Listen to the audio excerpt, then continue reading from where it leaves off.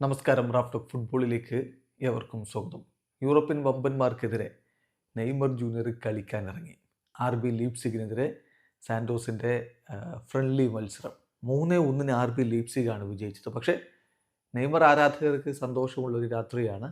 അവരുടെ സുപ്രധാനം പരിക്കിൽ നിന്ന് മുക്തനായി തിരികെ വന്നിട്ട് ഒരു ഹാഫ് മുഴുവൻ കളിച്ചു. അദ്ദേഹം ഫസ്റ്റ് ഹാഫ് മുഴുവൻ കളിക്കളത്തിലുണ്ടായിരുന്നു. ഇടവേള സമയത്താണ് അദ്ദേഹത്തെ സബ്സ്റ്റിറ്റ്യൂട്ട് ചെയ്യുന്നത്. മനോഹരമായ ചില നീക്കങ്ങൾ നെയ്മർ ജൂനിയർ നടത്തി.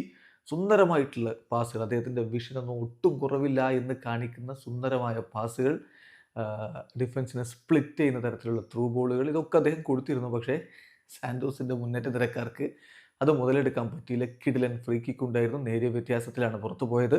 അങ്ങനെ നെയ്മർ നന്നായിട്ട് കളിച്ചു. പക്ഷേ സാന്റോസ് പരാജയപ്പെട്ടു. 3-1 സാന്റോസ് തോറ്റത്.